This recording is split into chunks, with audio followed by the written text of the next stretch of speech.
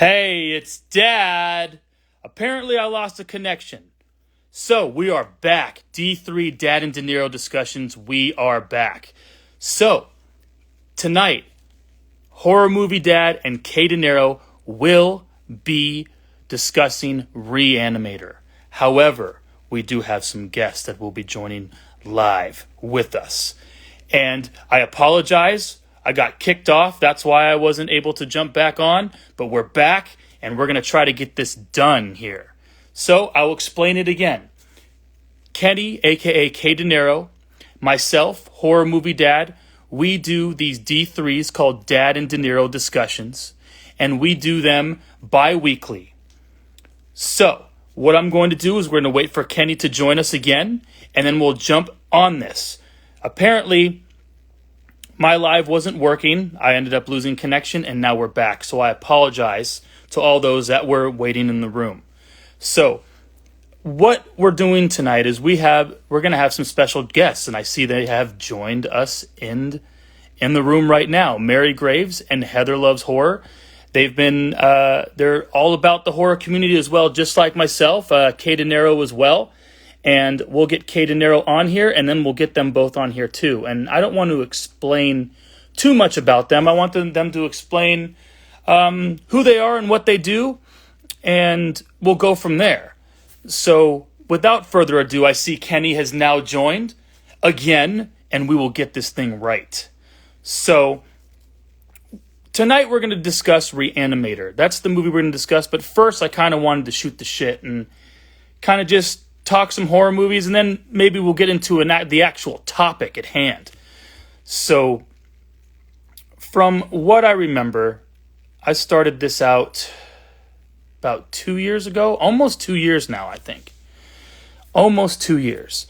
So, within those 2 years, I've done my YouTube channel, Dad Watches Horror Movies. I started up this Instagram account. I know Mary Graves has done some things like that as well. I know Heather Loves Horror has done numerous things. They do podcasts, YouTube channels. I believe there's a TikTok channel going on there. I see Kenny is with us right now. So, K Dinero, welcome back. Welcome back, buddy. Welcome back. I lost connection. That was the problem. Oh, okay, so how do we get people in the room? That's the question of the night. Of course. You know what I mean? So what I want to do is be able to add other folks to the live. So either Mary or Heather, if you can request to jump onto the live, and we'll accept you. And we're waiting for this thing to get started here. So I just got a request from you, but I'm here already. Yes, you are. So I just went on YouTube. I was like, how to invite multiple people in Instagram, but I was just like, maybe Horror Movie Dad is already live. So I was gonna watch it, but I was like, you know what? I don't know what's going on, but hopefully we get this figured out. And I want to thank everybody for being patient. We appreciate that. Right, we appreciate it. First time doing multiple lives. So I don't really know how. I went to the icon, right? And then I tried to go to people's names, right? Uh-huh. How do you invite somebody? Do you want to maybe have me hop out, and then you can have one of them jump in, and then I can look up how to join, you know what I mean? How to do multiple Instagram lives on YouTube, or I don't know how this is. So I'm looking it up right now. Oh, thank God you have a computer in front of you. I'm all going. I thought it was just as easy as just clicking their name and inviting them. So I don't see what the big deal is. I don't know why it is doing that for us here. So here we go. In the room. Just sent my request. Okay. Okay. So apparently I'm not receiving requests. This is really strange here, guys. I apologize for this. Is it your settings? I'm not sure here. Let's see. Hmm. In this room. Now, can you add people to the room? That's what I'm trying to do here. So, anyway, let's see. I'm going to figure this. We're going to figure this out. Hang tight here, Mary, and hang tight here, Heather. We're going to figure this out. So, add multiple users to your live. I thought for sure it was going to be nice and easy like I've seen before. You did it before, Kenny. We did it together, remember? Yeah, we did. Do we have multiple people on mine? Uh-huh. See, it's telling me I should see the requests of who's requesting. So, and Mary said she requested to go live with us, and I don't see the request coming in. It's not making any sense. Okay. Well, let's have them send another. If you can send another request, please do so we can try this going on. Try what's happening here. When I got into the live, it says request to join Horror Movie Dad's live. Yes. It's okay. Heather said she did it as well. I am not receiving the requests. This is strange. Okay, here we go. Wait, hold on. What's this? Send request. Send request. Here we go. Boom. Let's see if this works. Because you have to send. Oh, there we go. Yes. Yes. We got it to work. There's Mary. How you doing? I'm so sorry. There's Heather. We did it. We did it. Yeah. Okay. You know what? What did you do? You want to know what's sad? You want to know what's really sad? Is that I work in IT. Like What? Okay. What did you do, Josh? How did you get it to work? What did I do? Yeah. So there was a little banner that showed up as I started scrolling. There was a little banner and it said you have multiple requests. And then I clicked on it and then it showed everybody in the room and I had to choose the requests I wanted. And it was Heather and Mary. So All right. So you know how to do it. Apologies. We're good. Yes. So now that we have everyone in the room, I want to welcome Mary Graves and Heather. And Heather loves horror, I guess we would say. We would call you. yeah. Yeah. Hey. Yeah. Yes. So I would like either Mary or Heather, whoever wants to go first, go ahead and let everybody know who you are and what you do, and we'll go from there. Heather, I think you've been around the longest, so I say you go first. Okay. I'm Heather. I just podcast and share my love for horror. Go. Can't really think of anything else. All right. Mary. My name is Mary Graves. Just a little insider information that's not, my real name is Mary. My last name's not really Graves. I kind of just changed things up and it just worked out in my favor because I really wanted to do stuff with the horror community. I have been a lover of horror since before I can even remember. My mom raised me on it, basically. I found out only a few years ago that my dad doesn't even like horror movies for the most part. So now I try to introduce him to horror movies every chance I get. He actually caught part of me watching Re-Animator earlier. Luckily, not the scene in the morgue, which I was very worried about that scene with him. We will definitely. Yeah, I definitely had to make sure my doors were like latched shut so my kids didn't walk in. Yeah, that's a fun scene. Although to be fair, I have watched all of Game of Thrones together. We've seen a lot of boobs and sex and penises, anyways, together. So we always just laugh at it. We just call it out right away. We're like boobs. So there you go. That's how we get through that. The movie starts off with like boobs. I mean, I can't even tell you how many times I was like, wait a second. I was like, all right, now I'm going to my second hand, but we shall get to that. We shall get to that. And I forgot. Oh, go ahead, Mary. No, go ahead. I just said I forgot because I've seen Re-Animator a few times, but it's been a few years since I saw it, and I completely forgot how, I guess how drastic that scene actually was. I just thought it was just a straight, like a straight boob shot, and that was it. But I forgot how drastic it actually goes. So, and I was like, okay, what a great movie to choose to have two brand new guests on D3 for. Well, I was watching. Oh, sorry. I was watching them to prepare for this. I watched the Joe Bob version of Re-Animator that they have on Shudder. And apparently it's a thing with Stuart Gordon. He thinks that, oh, we lost Heather. We did. Yeah, she was buffering for a little bit there. A little bit. Yeah. Can you send a request again, or have Heather send a request again? She's not in the room anymore. So yeah, she's not in the room anymore. So I bet if she comes back on, we can send her a request here. So, because I have no. Oh, here we go. Here we go. Let's see. Oh, no requests yet. So we got 0 requests. Okay. Well, I'll finish my thought until she gets here, and we'll look out for her in the joined section. Yeah. Yes. Yeah. Yeah. We'll wait. So go ahead. Yeah. Finish your thought.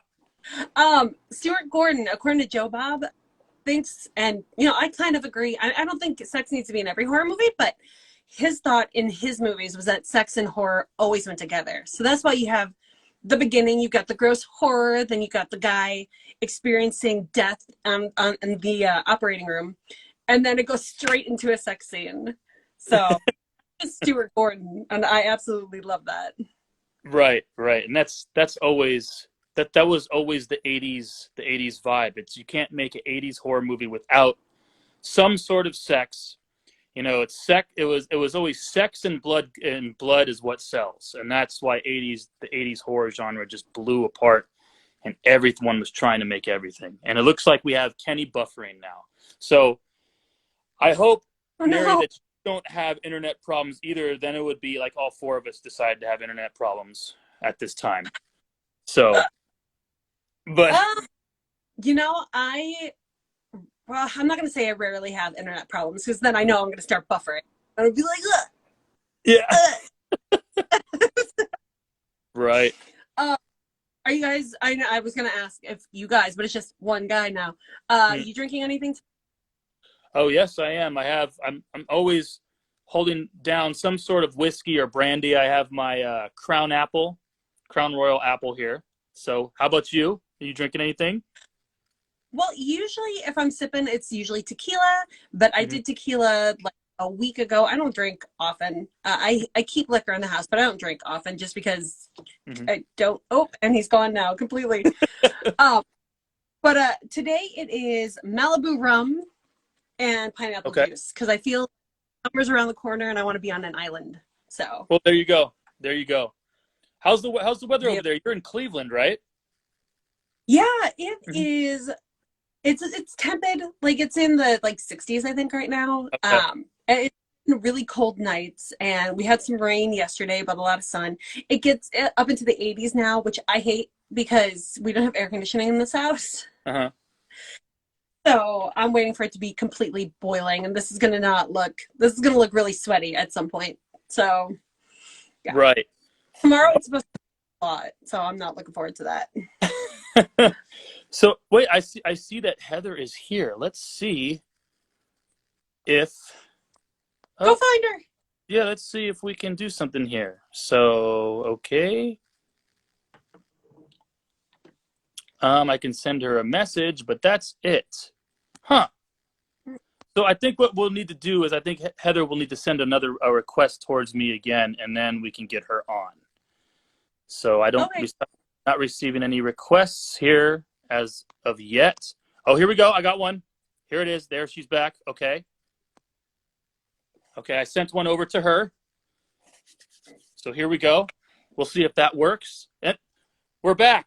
What? It worked.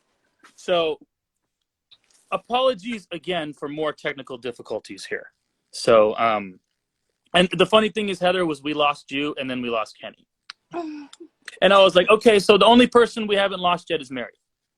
And Yay!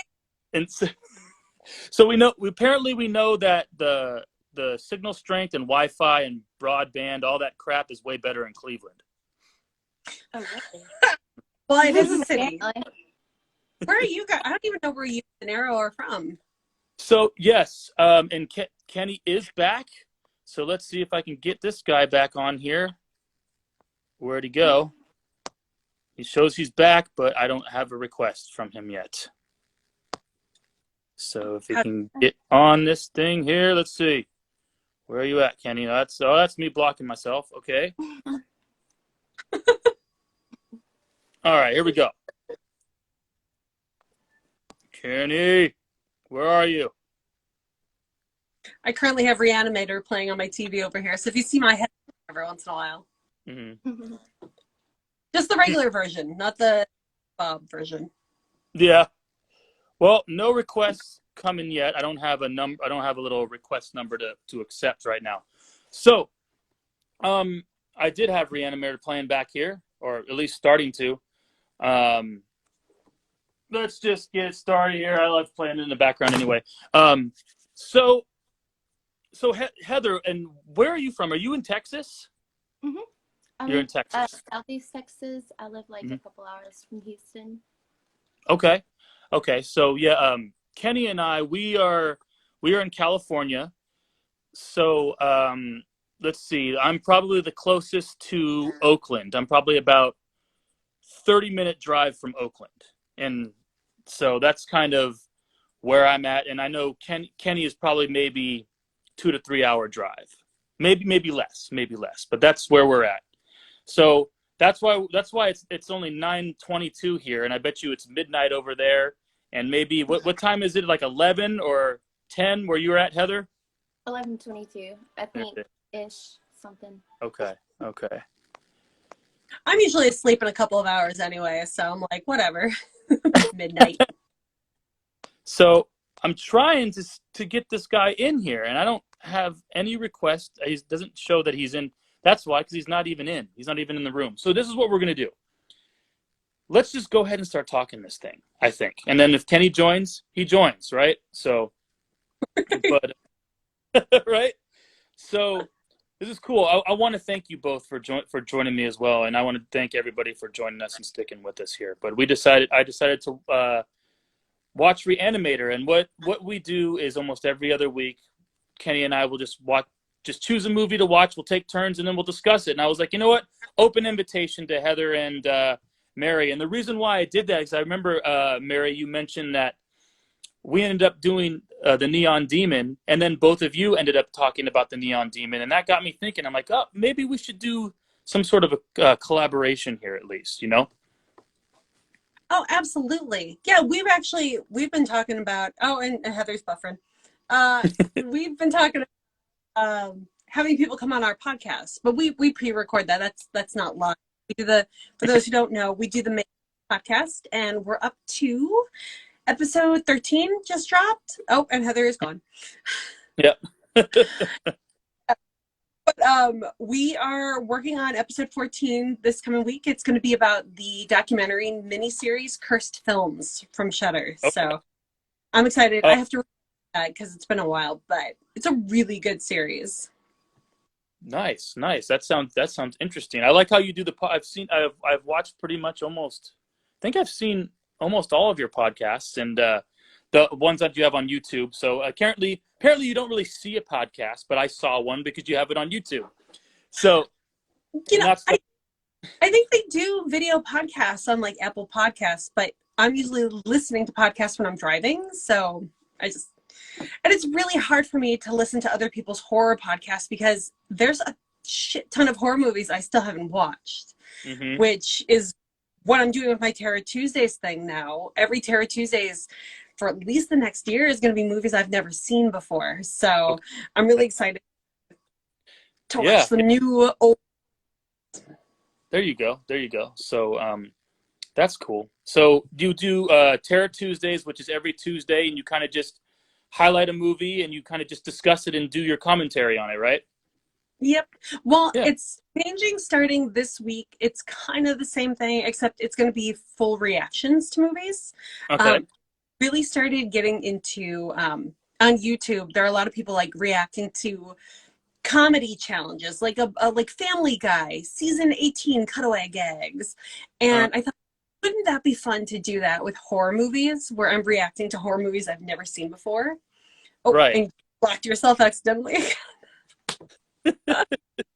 um, but I did find one over the last week because I just decided to search for it. These two guys who I think are British called Cinema Rule or Cinema Rules, and they're reacting to horror movies they've never seen before, but they're younger and their horror movies they're watching are much more like popular movies. Like they reacted to Scream for the first time and Nightmare on Elm Street.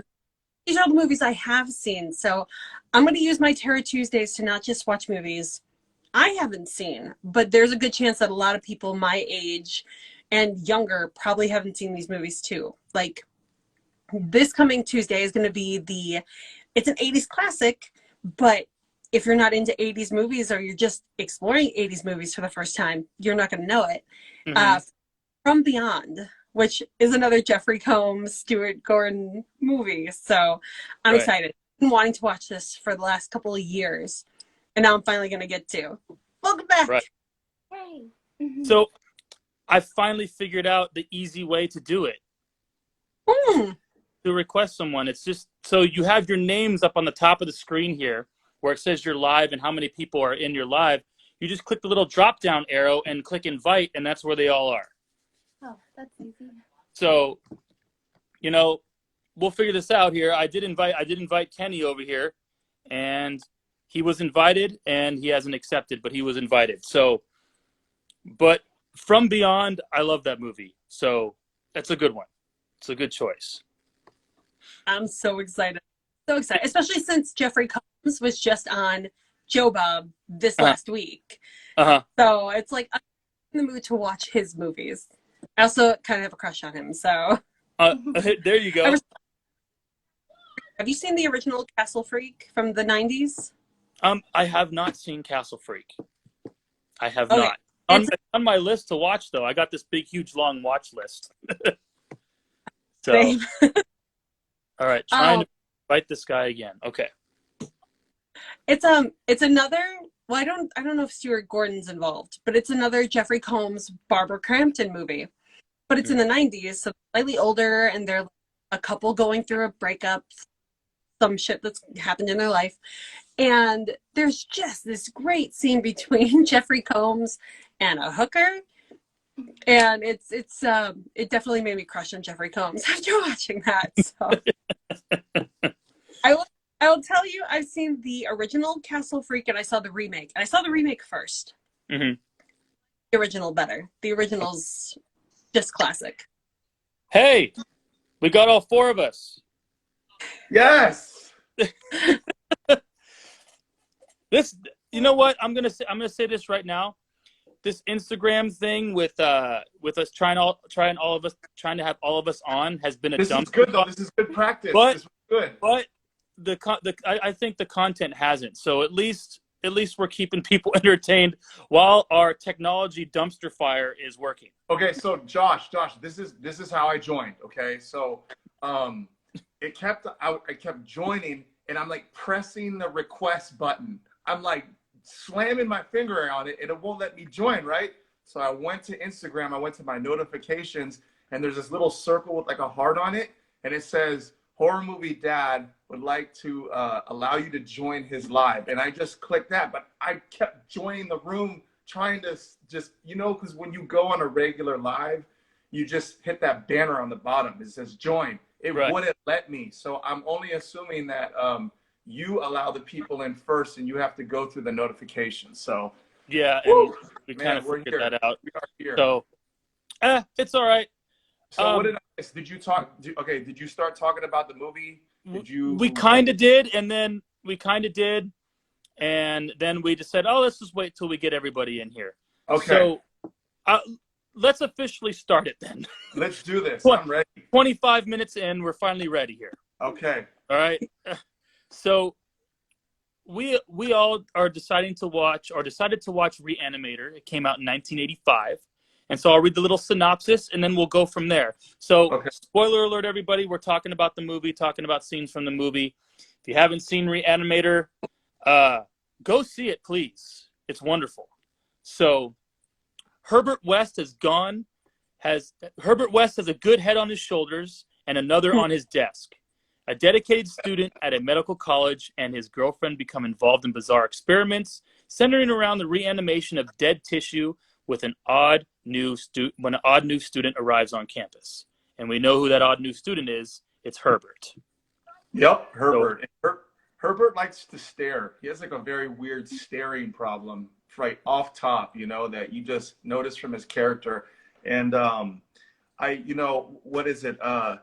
It was Dan Kane who was one of the doctors, and his girlfriend was Megan Halsey. And Megan Halsey knows off top right from the beginning.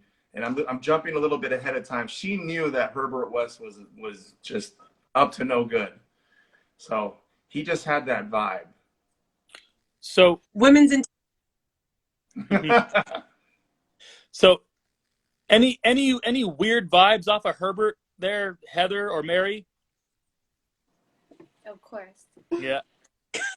It's just the way you knew he was a weirdo just by the way he stared, like off top. The actor, like, we're like, all right, we need you just to be a complete weirdo and do that staring thing that you do. And then he was like, all right, you nailed it. You got the part. I don't like amazing. Like, he shoots scenery when he speaks. Like I think he was a Broadway actor. Like he did plays and stuff and Shakespeare. So he brought a lot of that into character. And he totally steals the show with every line he gets. But he also has all the good lines. So Yeah, good knowledge and good research. I respect that. He doesn't Joe Bob. Bob. Yeah, you got that stuff from Joe. he's always perspiring too the entire movie. Dude, yes, he is always sweating for sure. So what I love though, I like how Re-Animator starts. I love just jumping right into it with the eyeball exploding scene and then that score, an epic score. Yes. And let's talk about, I know Wendy Aesthetics asked me, what is that water? And obviously it's not water. I'm drinking a Truly. Don't judge, okay? But let's talk about Dr. Hill, because Dr. Carl Hill, Herbert West and Dr. Hill kind of have an ego thing going where Dr. Hill has this explanation about for 6 to 12 minutes, the life of the brainstem is still alive even after death. And Herbert West doesn't agree with that. Uh-oh. The pencil scene is one of my favorites. Definitely doesn't pencils. He doesn't like pencils. Bring a pen next time. Yeah, bring a pen next time. Oh my God, that was pretty good. So I wanted to ask Heather and Mary. We all know that Dr. What was his first name? Dr. Hill. What was his first name? Dr. Carl Hill. Carl, thank you. Dr. Carl Hill. We all know, towards the middle and end of the movie, it shows basically this guy is a creep douchebag. But before watching this the first time, I want to see, because I had a weird feeling that this guy was douchey to begin with. But Mary and Heather, what did you get that douchey, creepy vibe off him? Before I said Harry. That's you called me out on that because it was like Heather and Mary together, but Harry? I said Harry, and then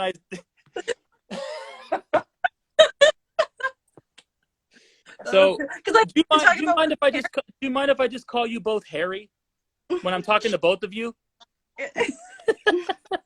what to say. No. If we merged into one creature, that would be our name, Harry. I'd rather be called Scary than Harry. Scary works. Scary works. Yeah, that Harry might be kind of insulting, and I apologize. All right, so what were you talking about before? I was going to ask Heather and Mary if they thought that this guy, Dr. Carl Hill, was a creep before you know he's a creep. Do you want to take this one first?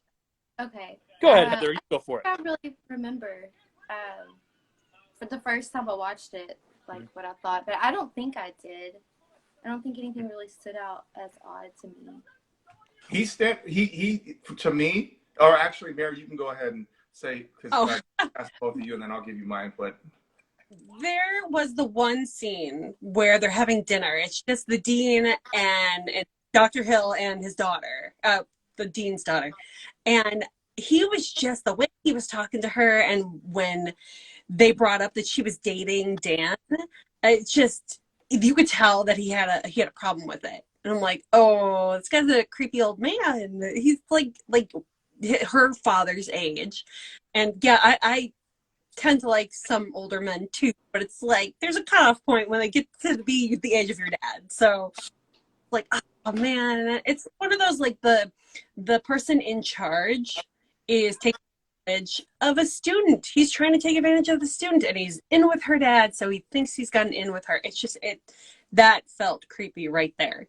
Now, I had this movie spoiled for me before, so I already knew what scene was coming up the first time I was watching it. But it's like, you wouldn't imagine it getting that bad until you got there. Mm-hmm. Yeah, that dinner scene too was what brought it out of me too. I'm like, wait, this guy's got like a secret little gross crush on the daughter here. Well, we find out later too about that weird file that he had in his cabinet. Remember? Well, yeah, we find out a lot of why he's a creep later on too. Can I ask everybody this too? Am I the only one that thought it was very strange that Dr. Carl Hill in his own office had his own personal loony bin? Yeah, what? I don't think he had his own like loony bin. Like, you know, you're right. Office, it was. He had a rubber room in there. Like, it's cool. Like, do you like imagine like if you wanted to go for like a job interview with Dr. Carl Hill, and he's like, all right, we're gonna go into my office, and you just saw like a crazy, like, you know, loony bin. Like, what the fuck? Like, what are you observing? What are you studying? Dude, you know, I didn't even think about that. I did not even think about that it was right next to his office. I'd be like, who in their right mind would have their own office with a loony bin? Like, what the fuck? And another thing I want to say, I want to bring up Dan's girl or fiance, the dean's daughter. What was her name in the movie? Do we remember? Megan Halsey. Thank you. So, the one thing that I love about 80s horrors, there always has, no matter what 80s horror movie you're watching, there always has to be at least one actor that's just not good at it. And I don't know if it was just me, but she didn't play her, she didn't grasp me too much about the role she was playing, but she made me laugh hysterically, especially at the beginning with her screams and stuff. So I don't know if anyone else kind of noticed that a little bit, but that was kind of my deal.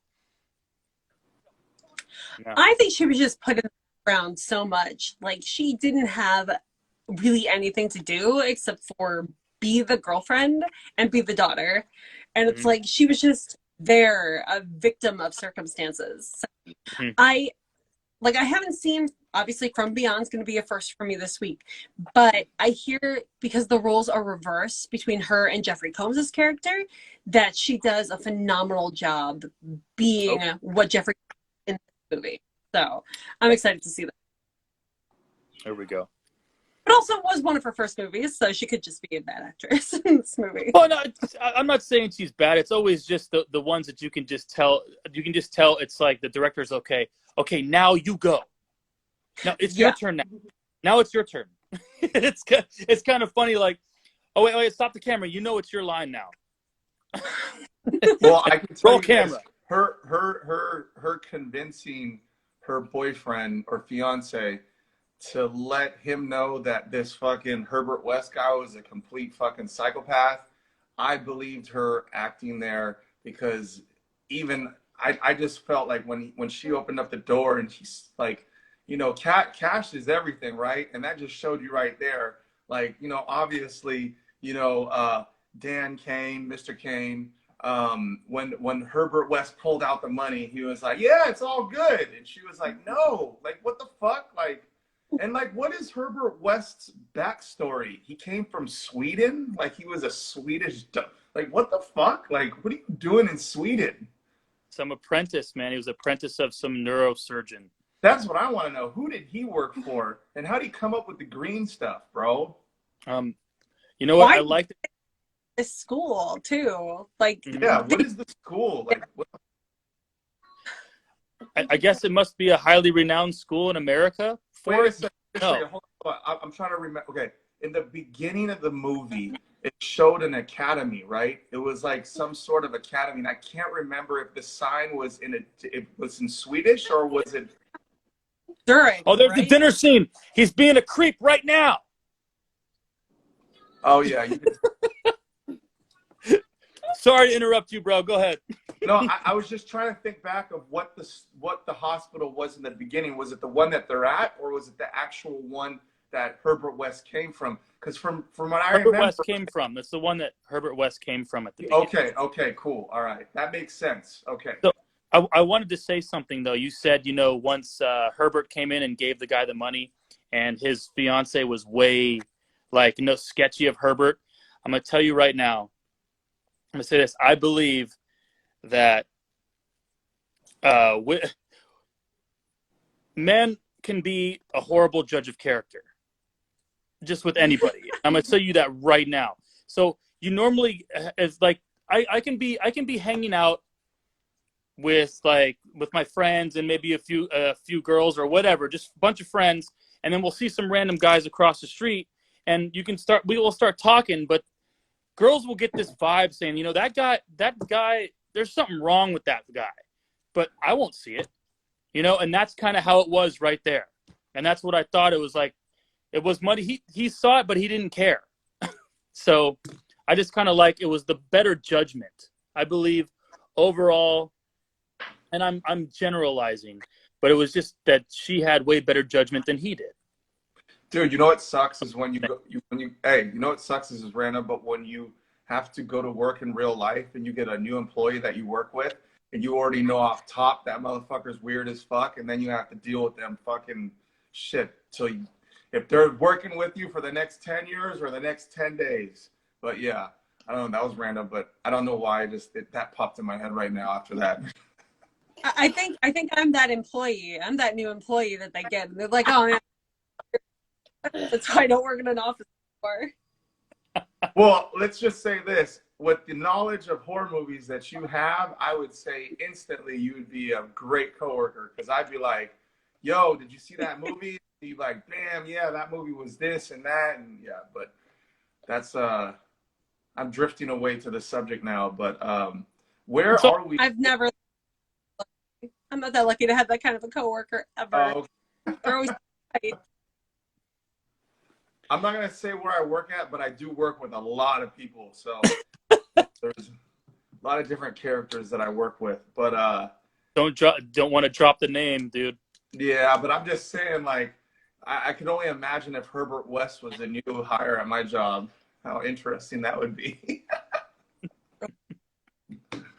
All right, so about next. All right, so I think we lost you for a little bit, Kenny. But I wanted to say, Heather, did anything really stand out to you towards the beginning of the movie at all with Re-Animator? Anything? Dan's dress. Okay. Something. How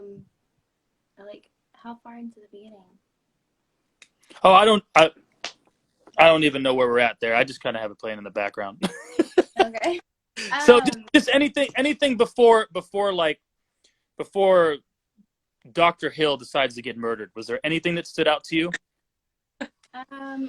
Just the dress, and then I thought it was odd that he went from one country to another, and it wasn't really questioned much. True. True. That was I guess it's open to our imagination. Oh, here's when we find But here's when we find out about Rufus. Poor Rufus. I'm sorry, Rufus. They did you Oh, dirty.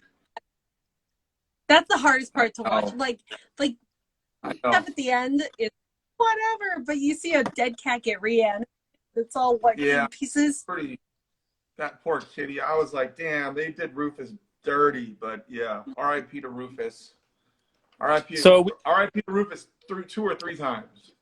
are we cat or dog people in the room here, or both? I like both. You get both. I don't.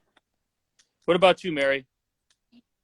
Both, absolutely. I've got 2 dogs and 3 cats. I had 4 cats, but one of them passed away earlier this year. Oh, So, I'm sorry to hear that. yeah. Heather, dog or cats? I like both, but I don't have either. I have a bearded dragon and 2 mice. Oh, there you go. There you go. Oh, Bearded dragon. Yeah, my brother used to have a bearded dragon. He lasted a while. I'm hoping he So does. it lasted a lot longer than I expected. Josh has a tortoise too. Oh, Josh Yeah. is a tortoise. I do have a tortoise. Well, technically, my mom and dad have a tortoise. It was ours, and then I moved out of my parents' house a long time ago. How old? What's the name of the tortoise and how old is he, Josh? The tortoise's name is Bert, and I think we've got him. He was 13 when we got him, so I bet you he's a little bit older than I am now. So That's I think I was crazy. 13. Yeah, and they're supposed to last as long as humans. So, but he's huge. He is. I can't even. I don't have enough screen to show you how big he is. So, but he's like. If I was to put him in my hand, he would take up this whole screen. I can't even pick him up. He's that heavy. So he'd be a really good horror movie weapon. Yeah, probably gives a good snap. Have a carrot in half real fast. And slam him on people. I just came up with a new horror movie. What? I'm gonna have a guy. What? His weapon is a tortoise. As long as the tortoise is safe, okay? As long as the tortoise gets in that shell. Oh, hey man, that shell ain't nothing going through that shell, man. Josh, dude, I actually have a video of my daughter sitting on top of the tortoise with a carrot on a stick, and the tortoise actually going after the carrot while she sits on him, like in the movies, and he's having a great time. Wow. Yeah, he's a beast. Can I ask everyone how awesome was the acting for I want to say awesome / hilarious of the reanimation of all the humans that got reanimated, because I thought that was definitely one of the key parts of the movie where it just was something that like they really dived into their reanimation. That's all I'm gonna say.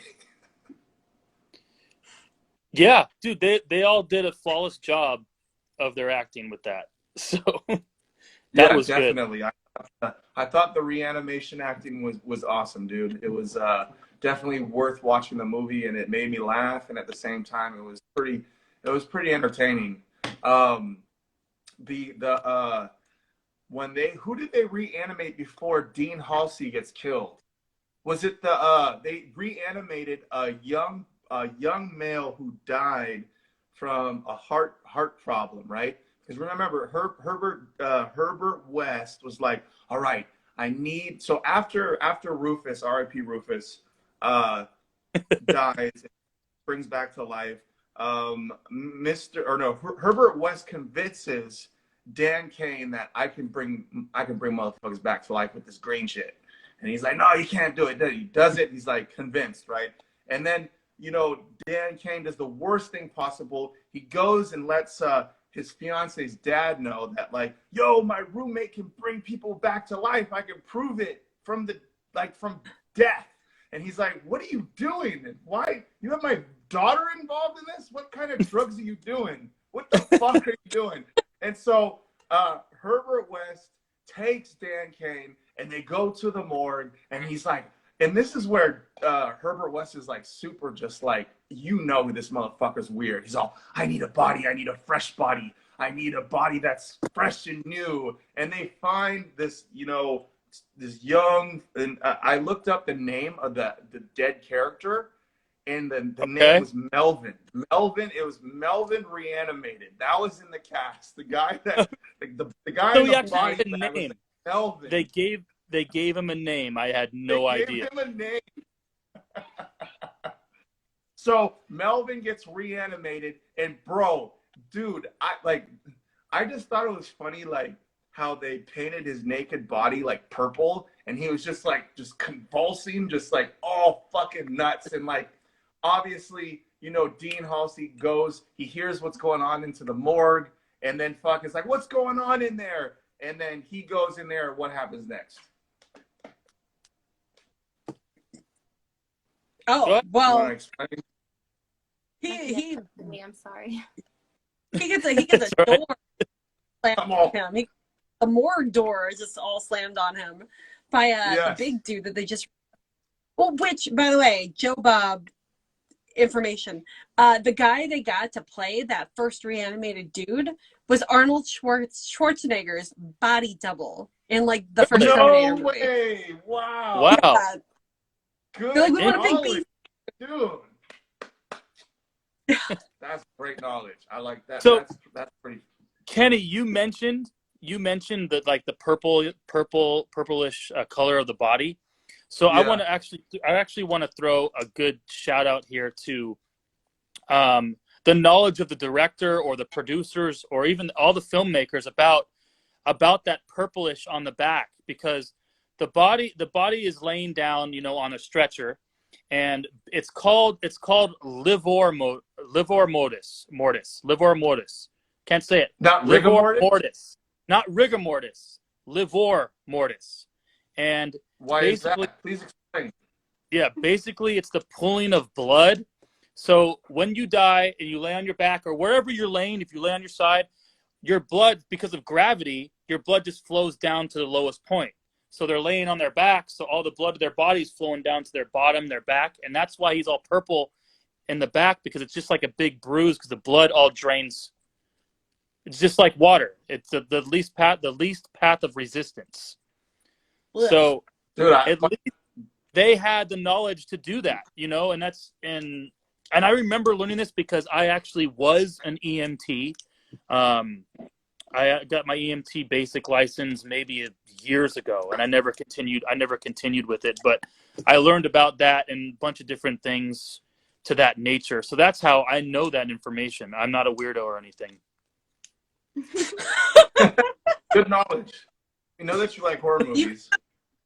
You're a weirdo though, so it's okay. Yeah. Hold on.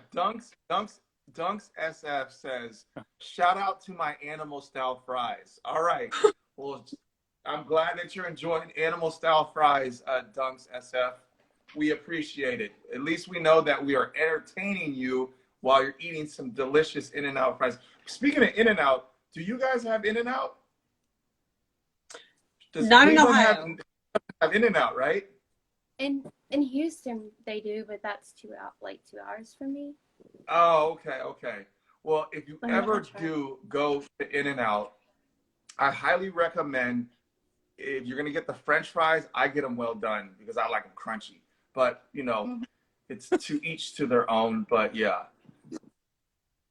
shout out to Dunks SF eating some In-N-Out style fries. I got to go to In-N-Out. I went to San Francisco and Napa last year before everything shut down. Oh, and sweet. Was In-N-Out burger. So I didn't get to do like those kind of fries, but I just had a regular. What was your review?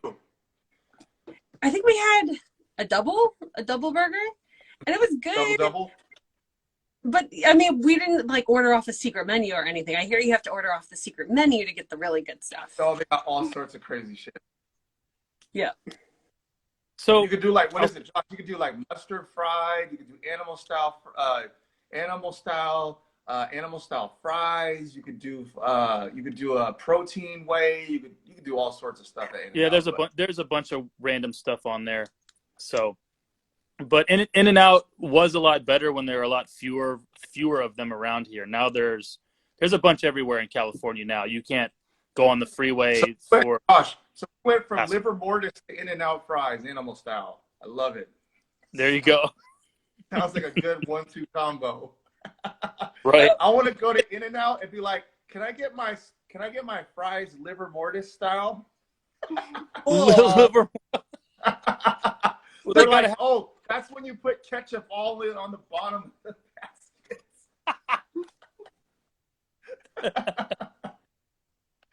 All right, okay.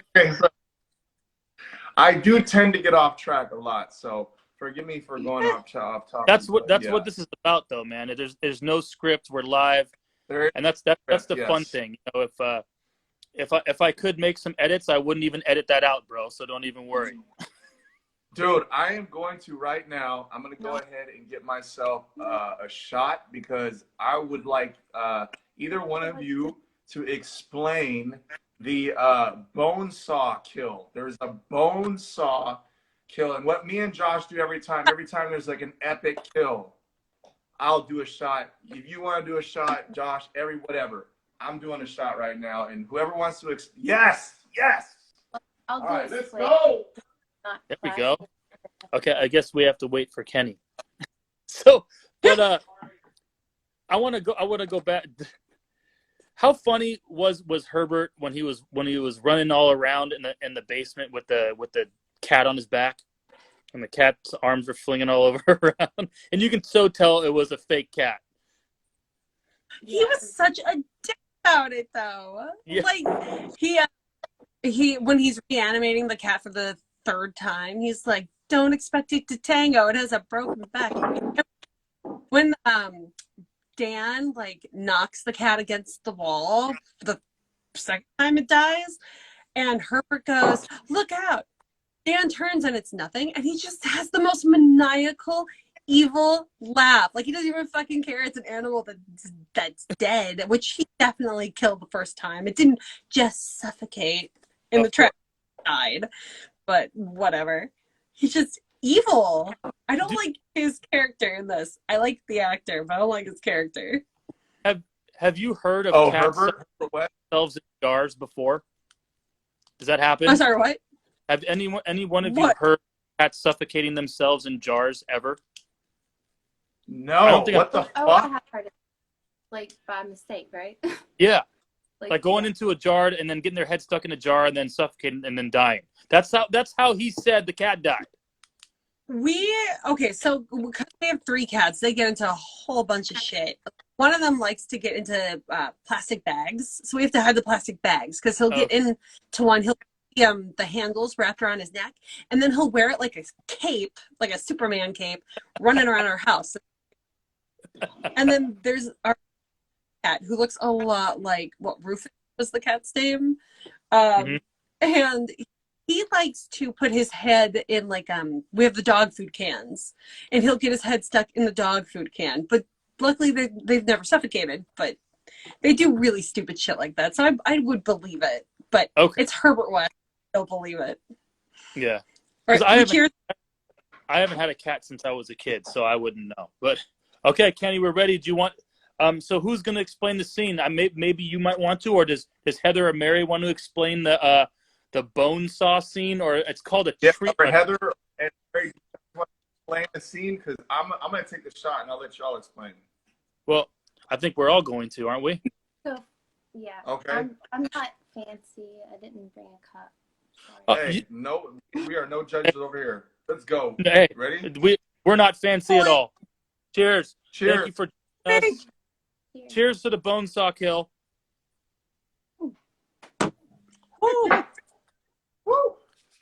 Hey, how cool are we cheersing to somebody dying in a horror movie? He was already dead. It's a fucking epic bone saw kill. Tell me how he was already that was. dead. Truthfully, he was already dead. Good call.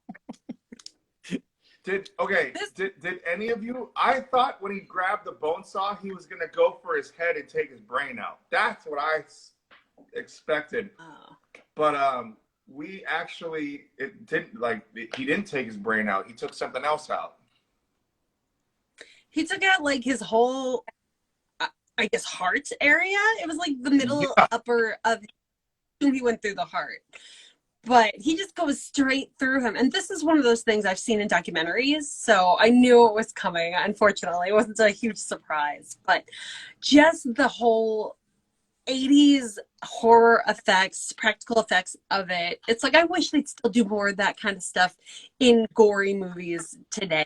You know, they just don't. And it's so good. So good. Mm-hmm. Great. I always.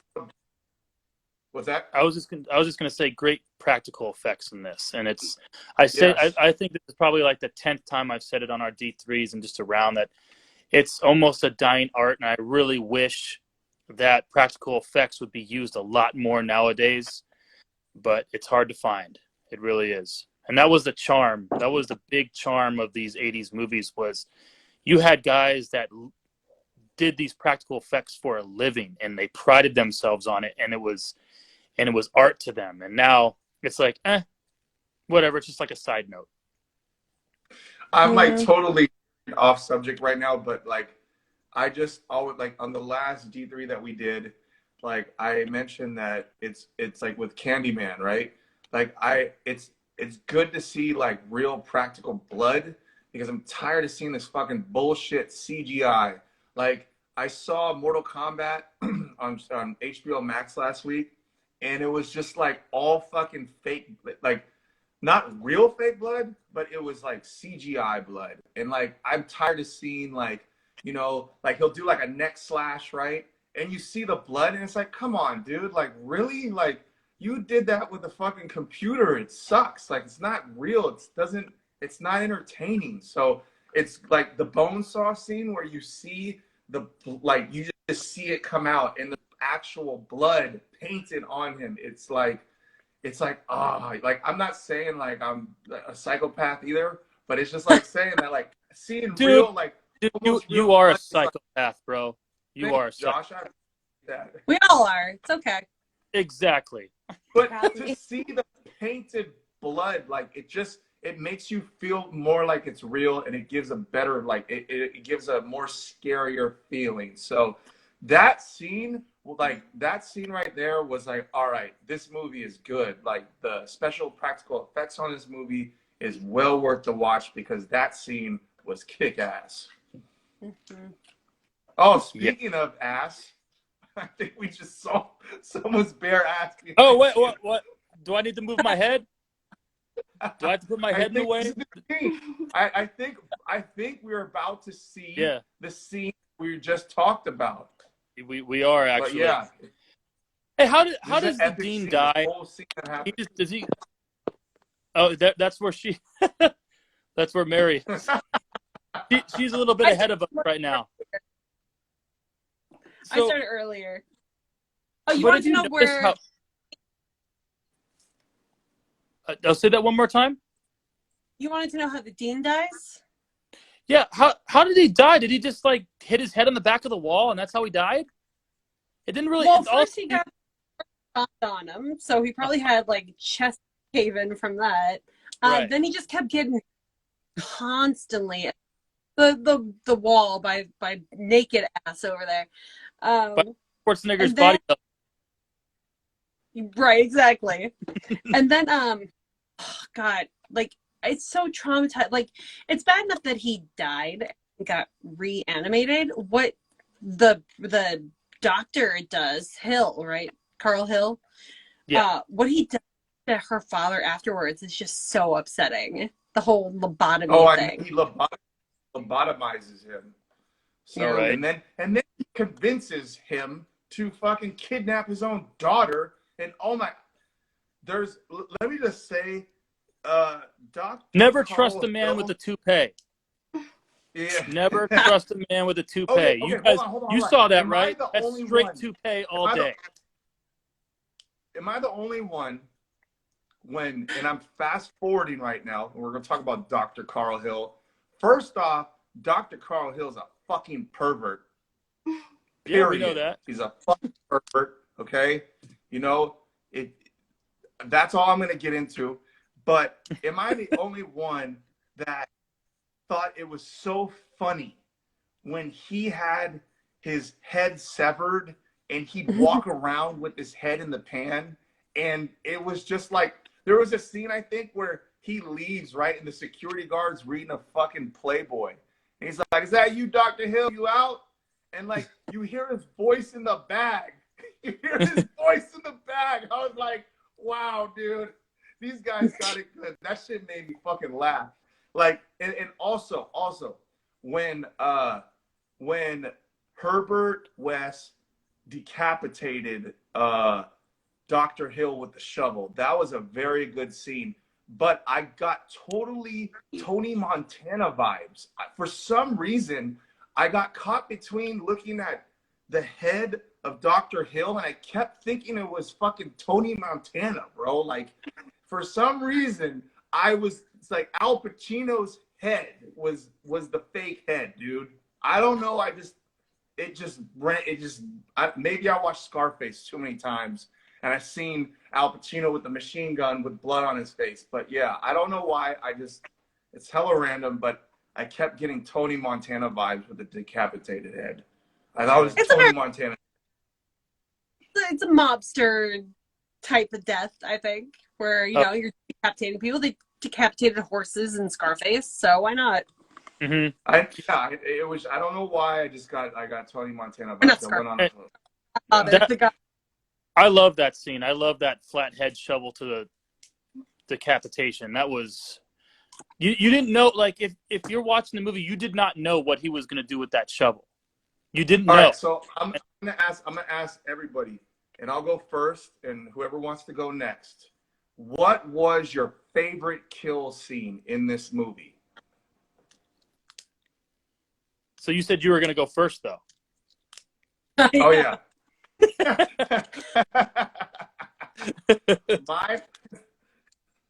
my favorite kill scene. Damn, dude, I'm gonna have to look at my notes real quick. The shovel decapitation was really good. The shovel decapitation, the bone saw through the chest. What other kill scenes do I have in here? The bone saw was pretty good. The shovel to the neck was pretty good, but I think I'm missing one. But I can't think of it right now. But if I were to pick right now, the bone saw, what? The official way the Dean dies, like after he's been reanimated and then he dies officially again, they tear his body apart. All the zombies. Yes. That was pretty damn. No. My favorite scene is when Dr. Hill gets injected with like 250 cc's of the green shit, and he it was almost like I had a John Carpenter The Thing moment where his body is already decapitated. It opens up, and then like he has this like gigantic intestine that looks like a python that wraps what around. Is up with that? What is up with West. that? Your intestines are not that big, okay? I know, but that was my favorite. That was my favorite because it just channeled The Thing. I'm saying it right now. That was my favorite. That was a great one. Well, okay, so because rewatching this, there was like some sort of bottle dropped in the room of like acid or something. Yes, that's true. Them off, but a couple of the lobotomized zombies, reanimated creatures, get out of the room. But I think it's actually the acid that officially kills off Dr. Hill because his intestines took on a life of their own. Like Herbert West said, he had a theory and he over-injected Dr. Hill, but instead of it bringing him down right away, the intestines popped out. So I assumed that theory was wrong, and it just made him alive even more. But even more. Individual. Yeah. Very true. Yeah. So I think it's gross. So I said my favorite kill. Who's next? You guys want to go? Go ahead, Heather. Do you have a favorite kill on this one? I can't ever go. I like the shovel kill too. I'm trying to think of anything else, my phone's like trying to die already. I mean, I really liked like Carl Hill being like his head, you know, in the pan and his body like. Oh, that was good too. That was very good too. I think that's probably my favorite. There you And go. now if we were talking about, I like the SFX from Bride of Re-Animator with the when he turns into the bat, but that's a different movie. Yeah. Oh, glad I got to watch that finally. It was so good. Mm-hmm. So let's see. So I think my favorite kill was I guess it was the re-kill of Dr. Hill, where the dean like finally says, "Oh no, it's my daughter," and I finally realize it, and he grabs Dr. Hill's head and just squeezes it completely in his hands and just squeezes it all the way down to a ball. That was mine. But that whole scene, what an epic conclusion. It was macabre. It was crazy. I couldn't believe it just kept going too. It wouldn't stop. Like you would think normally when you have an epic conclusion or whatever, it's normally maybe about 5 minutes. This thing goes on for like 15 minutes of just carnage. It was great. Yeah, the end is very good. The end scene is very good. Did you notice? It's hard to top the shovel kill. That's just like, it's epic. Also, because you just really want to see Dr. Hill die. So at that point, it's a challenge between West, who's 5'7" real, like that actor is 5'7", so he's like tiny compared to everybody else, and Dr. Hill, who's tall and gaunt and just creepy. You want Herbert West to win that fight, even though he's already killed the cat and he's obviously very creepy himself. But I also think the death of all the pencils, that's one of my favorite scenes. It's just he's in the room and he just keeps pulling out a pencil. So, I love that. I believe once Dr. Hill's head gets decapitated, and then he decides to then his body comes back to life or whatever, and he puts his head into a pan and he walks around with it. At that particular moment, this movie just adds a dark comedy aspect to it. Before that, if you watch before that, it's kind of like this is pretty crazy and gory and kind of like a body splatter horror movie. But then once that happened, I was like, this is like almost a horror comedy. And if you look at it that way, I think a lot of people do, it makes it that much better, I think. So I agree. Did you get the feeling after watching this movie that, you know, you have your main set of characters, right? And I feel like the actor who played Dr. Carl Hill really he was like a scene stealer. Like, he was somebody that you kind of like, who the fuck are you? Like, oh, okay, you want to, like, you're just this doctor who has an ego and, like, you know, yeah, we get it. But it's like the buildup of Dr. Hill gradually increases to how much of a villain he is. And then when he gets decapitated and he creates his own fucking, like, he becomes the villain. I was like, damn, dude, this movie really is about Dr. Hill, like, straight up. That's how I kind of felt it. And you know, like, I thought Herbert West, obviously, we knew that he came from Sweden and blah, blah, blah, blah. But there was a point when you just see Dr. Hill act with no head and, you know, him trying.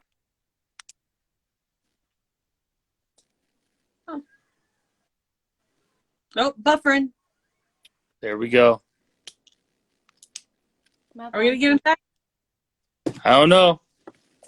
He was right in the middle of his explanation. I'm right at the end too, where all the animated. Oh, you're at the carnage. Yes, I'm at the good carnage.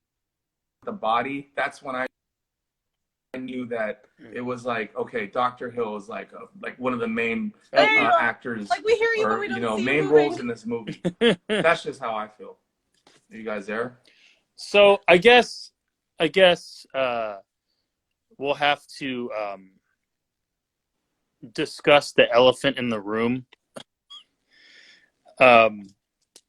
This whole creepy scene with the fiance and all this, it's actually a lot more extreme than I remembered, and I'm surprised. Something like that would not happen in a current horror movie nowadays.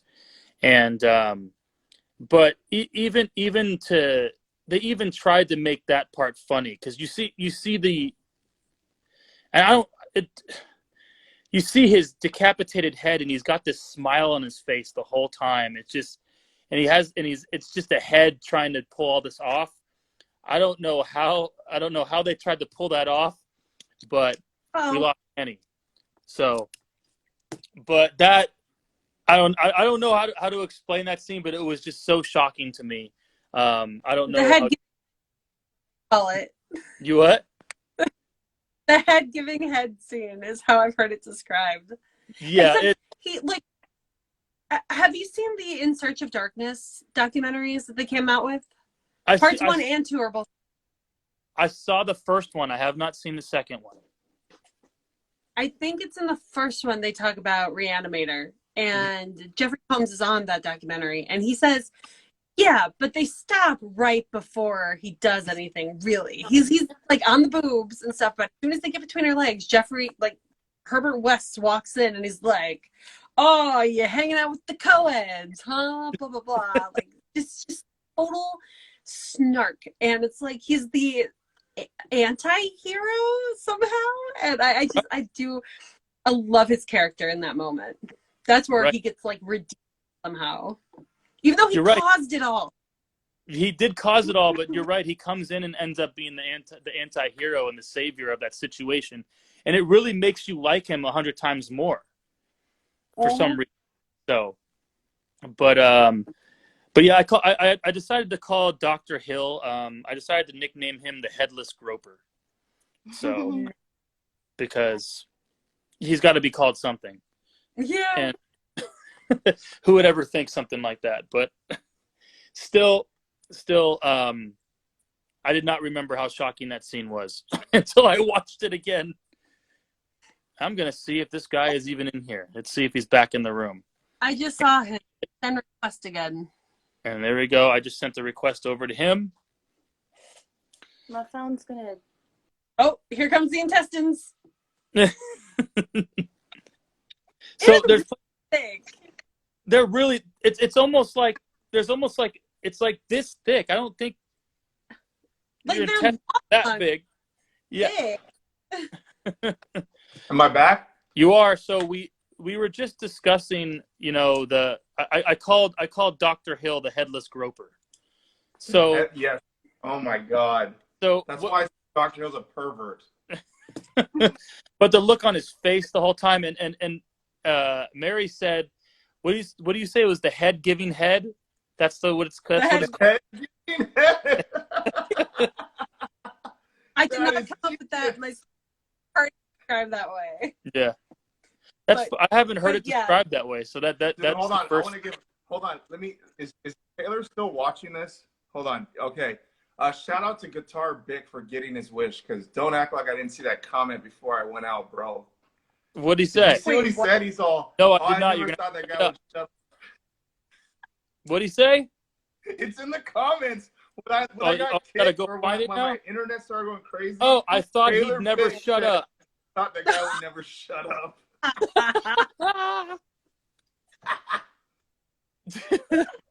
It's a good thing I know you, Taylor.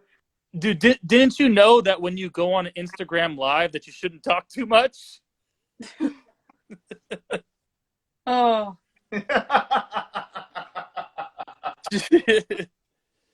So. Oh man. The makeup. And I'm at the end right now with the carnage. Yeah. some of like the faces are so messed up, and it's like, how did these people die to begin with before they were reanimated? You know? Right. And then what morgue is this? Like normally must be like a really popular morgue where they send every single dead body, because usually, a city morgue is not going to have like at least 10 dead bodies not inside the freezer, just sitting out. So there must be a lot of random traumatic deaths in this city that they're in, and it's a university hospital too. In Arkham, which Josh, did you? yeah, I know it's like, but it's also really Lovecraft related. Is Arkham? So Oh, really? yeah, like they talk about it on Lovecraft Country, because they go to the city of Arkham, or they pass through the city of Arkham to get to the rich white people are used in Lovecraft Country. So yeah, this hospital is located in Arkham, which is like where all the Lovecraft crap happens. So these people okay. So are we in the same universe here then? Mm-hmm. I did not know that. Yeah. What's up, Kenny? You said something. I forgot what I was gonna say. You were like, Josh. I had a brain fart. I was gonna say something, I forgot. Oh yes, I remember now. Do you think they used a prosthetic wiener in the back of the silhouette of one of the zombies? Because one of them, I saw something hanging, and that shit was fucking, dude, that was like, what the fuck? Like, I missed that. It was Stuart Gordon. You're gonna have to watch it again to see what I'm talking about. So I'm gonna have to watch this again and just look at everyone's crotch to find this out? Is that what you're saying? Josh, please make sure that you look at every man's crotch. Yes, absolutely. The next time you watch it. Look, I'm just saying, like, there was a silhouette scene with like a bunch of the reanimated people like walking, and it's clearly shown through the light that's going, something is dangling. And I don't know if it's an intestine. That's what guitar said. That. Just gives you another reason to watch Reanimator. Another reason. A very small reason that. The reason. So, dude, you know what I completely forgot about? Okay, so on my notes, right? Because I write notes every time I watch a movie. I'm having a flashback, and in the beginning of Re-Animator, right, we find out that Herbert West got kicked out of the Swedish fucking doctor in school because he killed Dr. Gruber. And it was a kill that happened right in the movie that I completely forgot about, where he injected the green stuff in this guy, Dr. Gruber, and he has like a massive brain hemorrhage. And that was actually a really good kill scene too, and I completely forgot about it. Yeah. Yeah, that's how I got my dad to watch part of this with me. I'm like, this is one of the best openings in a horror movie ever. And he sat down and he watched like the first half an hour of the show with me. And then like, go do yard work. It's Sunday. Yeah, it was a great I don't need to watch. You know, it's funny you say that, Mary, that your dad's not a fan of guitar. Go ahead, Ken. What? Scene 86. Scene 86? Because it's funny because my dad was really into horror movies, and that's kind of how I got into them, but my mom can't stand them. So it's kind of the opposite for me, which is actually kind of funny. So how did you get started with it, Heather? Horror movies. You know, what was your first, what was that one moment to where like it turned you on, and it turned you on to being that horror lover, you know what I mean? I've been watching them since I was little. I watched them with my mom, with my grandma, my grandpa. But it was probably Nightmare on Elm Street. I don't know if it was 1 or 2, but that's the first thing that I really remember. Mm-hmm. And then probably Texas Chainsaw or Halloween. I don't know. Okay. But I just have had a lot of like things go on that just draw me more to the horror, and Nice. and yeah, it's just my thing. I don't know. Oh yeah, of course. All good. So we're at the end of this movie here. We're at the end. Is there anything else to mention? Any noteworthy things that we missed by anyone? Guitar Bick says, Good choice. I think we pretty. Hold on. Guitar Bick says, I would say Nightmare on Elm Street 2, and he also says saw the shadow of a wiener in scene 86. What's 86 though? That's a made up number, by the way. Is it? Little shadow, big shadow. I need so much on my phone. So, I'm trying to think. One One thing that I heard from watching it again, Joe Bob. I'm so glad. I love watching stuff that gives me behind the scenes knowledge of Joe these Bob's movies. great too. Joe Bob is great. He's fantastic. He said that this movie was supposed to be close to like 2.5 hours, and it's an hour and a half. It's like 86 minutes in its original runtime or current runtime. But apparently about Dr. Hill that makes him so creepy is that he was supposed to be a hypnotist. Like he had hypnotist skills. So that's why you see him where he's looking at Herbert West, and Herbert West is like, just has the in awe eyes, and then he hands over his notes right away. But as soon as Dr. Hill is looking at the microscope, he's like not in the thrall anymore. Oh, we lost Heather. And so Dr. Hill, and I think that was supposed to be why he was able to connect all lobotomized bodies, because he could also hypnotize them to follow him. But that was cut out from the original 2.5 hours of the movie. So he just comes off as a creepy guy, but he's also a creepy guy with a hypnotist skill. And I think we might be losing Kenny too. I guess I started the chain reaction to begin with, but I see Repo said to say saying what's up Repo, thanks for joining us. So I'm trying Repo, to think.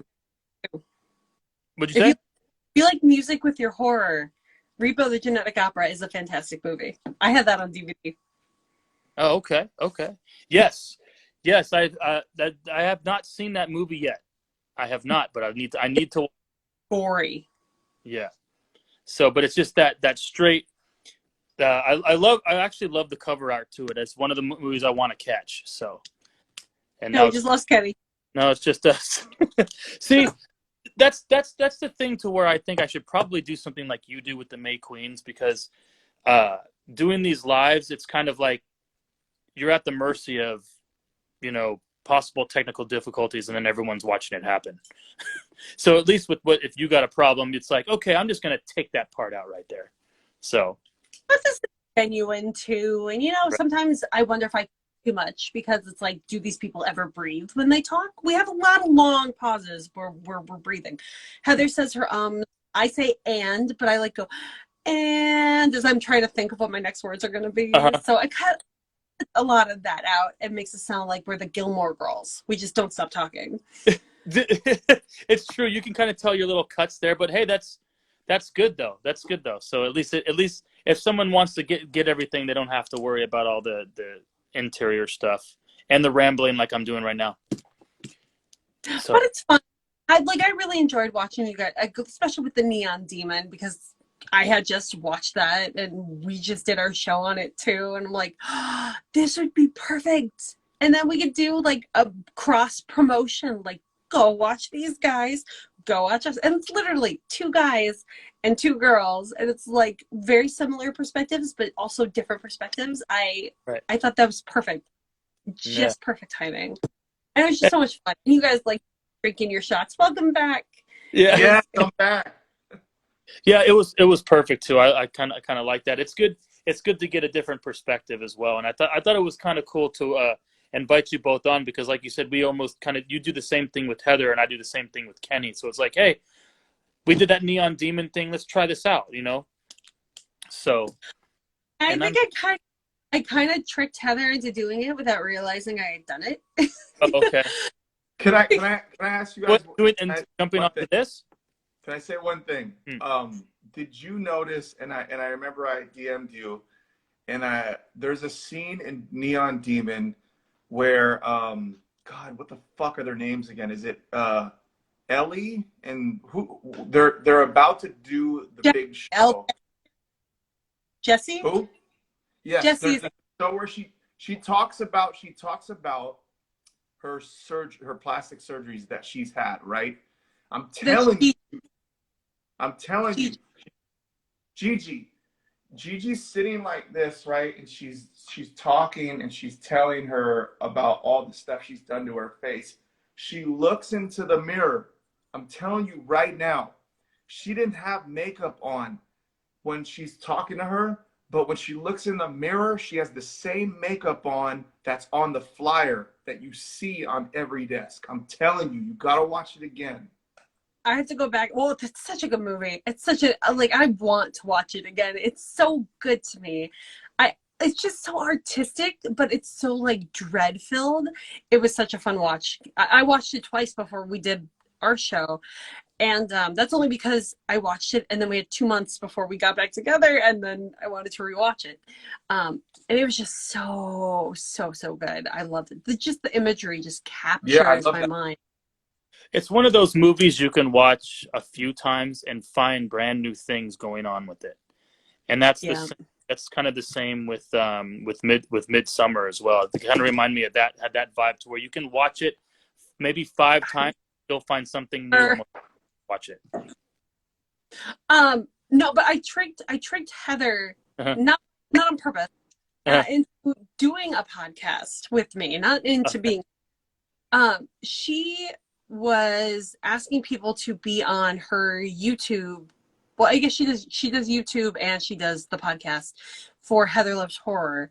And when she asked me to be on it, I thought she was talking about her and I getting together and doing a podcast. Because I feel like we had kind of teased talking about that before, or doing our own thing. And we want to bring in a couple of the other ladies that we talk to on the regular basis too at some point. And I'm like, yeah, let's do it. So we started off an episode on our podcast, and then we segued that into talking about, hey, we're also starting our own little thing where we're going to continuously talk every week, because she does hers sporadically when she can get guests to be on. But with us, it's like we're going to try to be on every week when we can, and so we just do it. Like, we switch up times when we can get together and record, but we're trying to be consistent on when we put out shows. And now that we're back, we're trying to be even more consistent. But it's fun. Like, it's making me think about what I want to do outside of the podcast, because we're reviewing movies on the podcast, and I don't want to do everything about reviewing movies. So outside of the podcast, I want to be more creative. Like, I'm going to do the reaction videos, which is a little bit different. But then I also want to, like, start writing my own stuff that I have in my head that's been playing around, and do more music stuff, because I started off doing horror hymns when I started doing Terror Tuesday stuff, and I want to write more music, maybe come up with an album before the end of the year. And everything will be based on, like, a horror movie or whatever, but it'll also be like a song you can listen to and not think of the horror movie if you don't know the horror movie. So it's been fun, something consistent, and then also just keep me tied in with the horror community. So it's been fun. Nice. Yeah, that's good too. And then Repo, we were talking about Re-Animator, and then we kind of went towards talking about Neon Demon, and we went off on a bunch of different tangents. But we've been at this live for almost 2 hours. Oh yeah! Wow. But I'm gonna say the same thing, because, you know, when I was doing the Dad Watches Horror Movies, which I still do, it was, you know, the reaction videos, and I was doing that, and then I started getting into the horror movie reviews, and then it was like, oh, I'm gonna hit up my boy Kenny. We've known each other since freshman year of high school. I know he likes horror movies, to watch them all the time when we'd sleep over at each other's houses when we were kids. And I was like, hey, you want to do lives with me and we'll do this? And he's like, yeah. So we started doing that. And then we started doing these playing video games together on and recording our gameplay. So it's a good thing to just keep advancing, and that's what you're doing. That's what I'm doing. And the funny thing is, I think we kind of started doing this at the same time, which is crazy.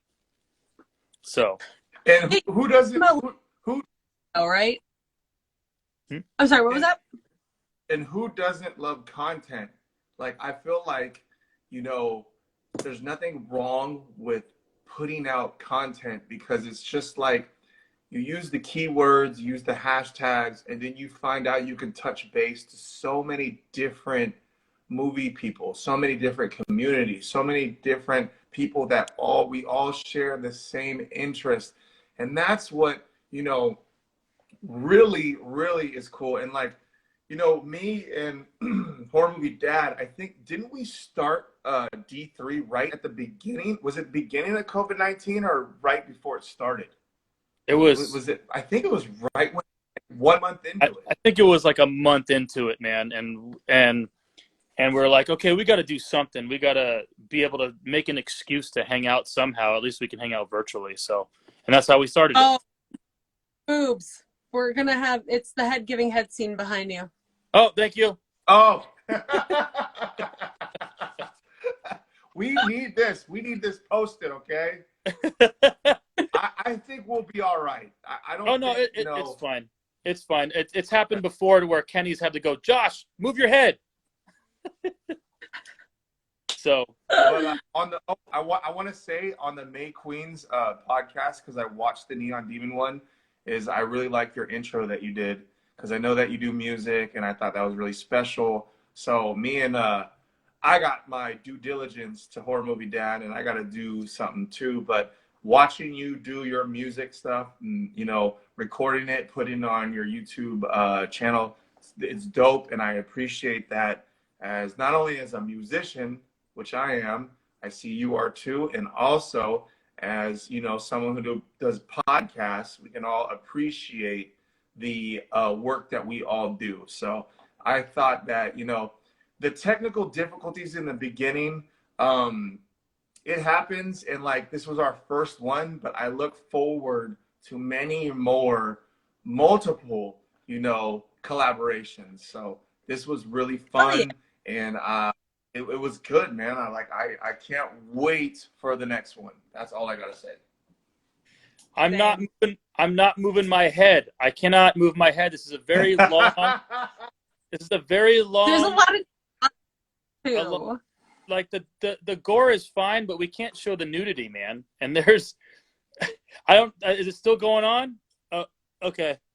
I think we're past that part. Remember, corpses, just butts hanging out everywhere. So yeah, this is not a scene we should be showing. Go watch Re-Animator. It's free on Tubi, and you can see the scene all you want, and you can pause and try to find the little shadow that Kenny was talking about. It wasn't a little shadow, it was a gigantic shadow. Oh. So going back to Kenny mentioning your intro to the May Queens podcast, I think it's pretty cool too. And I told Kenny, I'm like, even before that, I was like, dude, you gotta, since he's been doing music since high school, we gotta get some sort of intro going, some sort of creepy sounding intro or whatever. So I think he'll be working. We shall do it. No, right. We are inspired by the May Queens podcast. So I got to do my, I said, I got to do my homework. I mean, I seriously just, I came up with 3 different styles, and that one I think just, it fit with the whole May Queens idea. And because you've seen Midsummer, you know, they have that little, when she's crowned May Queen, between her and like a redheaded girl, that they sing, and she's repeating what she's saying. So I kind of based the creepy harmonies off of that. And honestly, it's just garage band samples for the instruments, because I don't really play it. Like, I've got instruments, I'm not good at playing them, so good samples help a lot to fill in what I can't do. Right. But right. I can sing. my thing. I've been a singer since I could talk. Good. That's awesome. Well, you. I keep checking to see if Heather comes back. I don't think she's come back, but I want to. She has like a lot with her phone, so we experience it with May Queens, but we're really good at like I wrap things up when we get to that point. So yeah, and I don't know if she's gonna. Yeah, and that's what I think I'm gonna do right now. We've been on this for a while, but sometimes Wait, hold on, Josh. Can I say that I just noticed the plethora of classic horror VHSs in your background. Oh, okay. Thank you. Just meant. Yeah, and I like and Mary, I like yours. You got like the background is good. I gotta update my background. My background is kind of like simple, you know what I mean? But yeah, okay. I had to dress up the garage a little, man. I'm living out of my garage, doing some remodeling in the house. So my usual spot, which is kind of like my office area, I don't have right now. So. I just have a red light in the background with the Rat Pack and a candle. I don't know why that fucking chair is there, but it wasn't there yesterday. Yeah. So. But anyways, yeah. I set up the videos today just to make something of it, and but I guess normally what we do, let's just do the look what's going on. That's my. I got to keep my head in front of this scene. So kind of what we do afterwards, we talked Re-Animator. I think we talked a good amount of it. Then when it comes down to it, we all kind of give our star ratings, like our how many stars out of 5 stars we think it would be. And since I picked the movie, that means I got to go first. So overall, watching this movie again, I actually liked it better than the last few times I watched it because it's been a few years. For the practical effects were beautiful, and I think the acting was really good. You know, even though I did say that I forgot her name again, Dan's fiance, Meg. Thank you. I thought, you know, that she could have done some work with the acting, but still, it didn't bother me at all. I thought everyone did a great job. So I'm end up giving this thing a 4 out of 5 stars, which is pretty high for me. I think it's the first 4 out of 5 stars I have given. Oh, actually, The Fly and Event Horizon, Kenny. But this is one of my higher and one of my recommended. Yes. Okay. Mm-hmm. Mary, do you want to go get it before I get mine? I did have it 3.5 out of 5, but then I watched it again. I was like, you know what? I'm going to creep it up a little half star here. So I'm going to go with a 4.2. Like, for me, wow. star would be like The Thing and Dawn of the Dead, and they all have those great practical effects and are great of their time. And Re-Animator definitely fits with them, but I think what takes it down a notch is just the cat killing. It's just, if you have to have an animal death in it, like, I get it, it really helps with the story, but you're always going to have me like, I'll watch your movie a lot, but I'm always going to that moment. So, but it's definitely, it's at least 4 out of 5. Yeah, you know, killing people is fine, but killing animals, you know, I'm not into that. Yeah, you got to be a sick fuck to do that. All right, you're up, Kenny. All right. I am going to give this movie, I was debating a 3.5, but don't change your mind because we had 4s in ours, dude. Don't change your mind. I was going to say, I'm going to give it a 3.75. Okay. All right. Going a little bit off the. You know what? And like I really liked Dr. Carl Hill's acting as the headless Dr. Carl Hill. I liked Herbert West. They casted him really good. Practical effects were awesome. It makes me want to watch Bride of Re-Animator. And what's the other one, Josh? Beyond Reanimator. Beyond Re-Animator. I want to watch more Re-Animator movies after this, just like I wanted to rewatch the Candyman movies after we watched the first one. So I'm giving this a 3.75, and I highly recommend this movie to people who love horror movies, and I can absolutely see why this movie has a cult following, and it probably has a whole bunch of different VHSs that you can get with special covers, DVDs, box sets, the whole fucking nine. So I'm going to give it a 3.75, and there's nothing wrong with that. It's a great fucking movie, and that's my review. There we go. Perfect. Sweet. So, Mary, thank you so much for joining us, and Heather too. If you're out there watching Thank this, you, Mary. for joining us. Well, we appreciate it. I'm hoping we can set something up again if you're willing. And Oh, absolutely. cool. I thought it was fun. Besides, I'll say it again. Thanks for having us. This was a lot of fun. Oh yeah, for sure. And of course, and hopefully this next time I'll know what I'm doing to get everybody on. Oh, and not thanks, ask, y'all. but, Thank you, Heather. yes. So Heather said, we'll see thanks, you all y'all. later. And if you missed, I'm gonna let everybody know if you missed the whole thing, don't worry. I'll be this will be on my IGTV either tonight or tomorrow, and also maybe about 5-6 days down the road, maybe even less. I'll have it on my YouTube channel, Dad Watches Horror Movies. So we will have this information online for you to see if you missed it. We've been online for it looks like we've been online for like an hour and 20 minutes on live, something like that. So it's if you just joined us, we'll see you next time. And then there's Heather. She just said thanks. Heather, we appreciate you coming on, and hopefully we can do this again. And let us know if you want to host something too. Where I'm sure we're more than welcome to do something on your time, because I know it's probably pretty late over there in Cleveland and Texas right now. So if we want to do something your time, just let us know and we can. And I appreciate you guys. And Kenny, you're the man too. I always appreciate you doing the D3s with me. And we'll talk to you all soon. All right. All right. Great first one. I appreciate it. Bye.